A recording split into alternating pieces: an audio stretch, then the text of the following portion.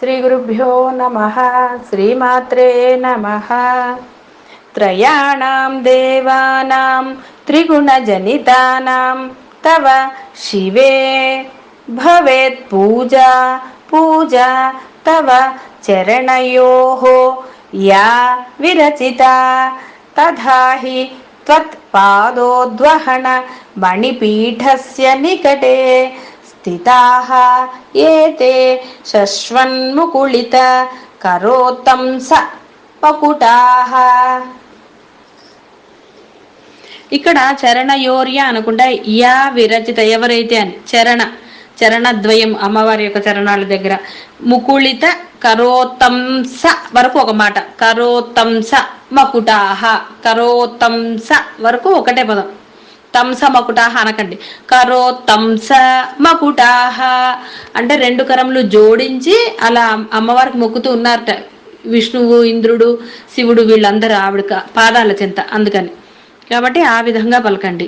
అయితే ఇక్కడ ఏం చెప్తున్నారు, శివే అని అమ్మవారిని పిలిచారు అక్కడ. చక్కగా మనం కూడా శివే అని మంచిగా పిలుద్దాం. అంటే శివే అంటే మంగళాన్ని చేకూర్చేది, శుభములను కలిగిస్తుంది మనకి.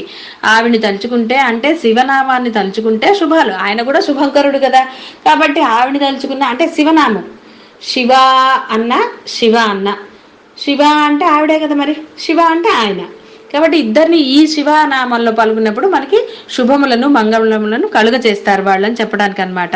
అయితే ఇక్కడ ఏమంటున్నారంటే, నీ పాదాలకి సేవ చేస్తే అమ్మా మాకు మిగతా మొత్తం ఈ విష్ణుమూర్తికి, శివుడికి అందరికి చేసినట్టే పూజ అన్నారట.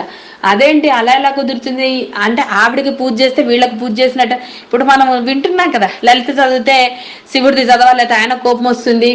విష్ణుమూర్తి చదివినప్పుడు లక్ష్మీదేవి చదవాలి, లేకపోతే విష్ణువు చదివినప్పుడు శివుడిది చదవాలి, లేదా ఆయన కోపం వస్తుంది. ఇవన్నీ ఇప్పుడు కలియుగంలో ప్రబలిపోతున్నాయి. ఎవరో ఒకరు చెప్తారు, మిగతాది అలా పెట్టుకుంటారు. ఇక్కడ ఏం చెప్తున్నారు, అమ్మ నీ పాదాలకు గనక మేము సేవ చేస్తే వీళ్ళందరికీ సేవ చేసినట్టు పొమ్మన్నాడు, విడిగా మళ్ళీ చేయక్కర్లేదన్నారు. అదేమిటయ్యా అంటే, వాళ్ళట ఎప్పుడు ఆ చేతులు చక్కగా జోడించి వాళ్ళ రత్న కిరీటాలతో సహా, అంటే కిరీటాలు తీసి నమస్కారం చేయట్లేదు అంటే ఇక్కడ మళ్ళీ వేరే అర్థం తీసుకోకండి.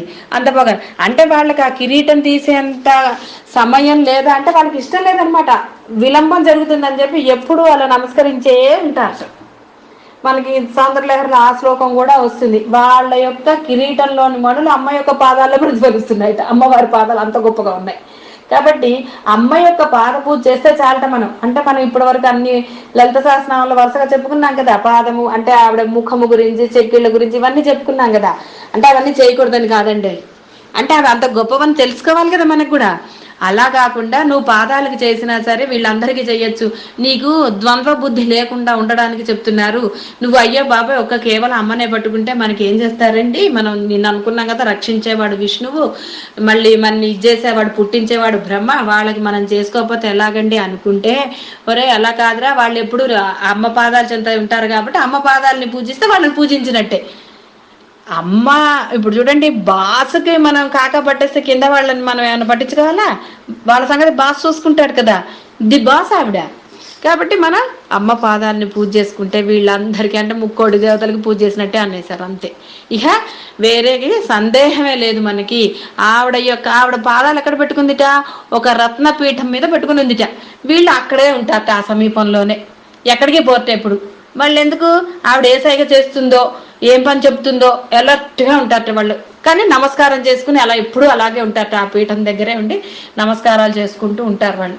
అంతే తప్ప సరేలేండి తర్వాత వస్తాం, మా పనులు అయ్యాక వస్తాం, ఇంకోటి చెప్పరు వాళ్ళు.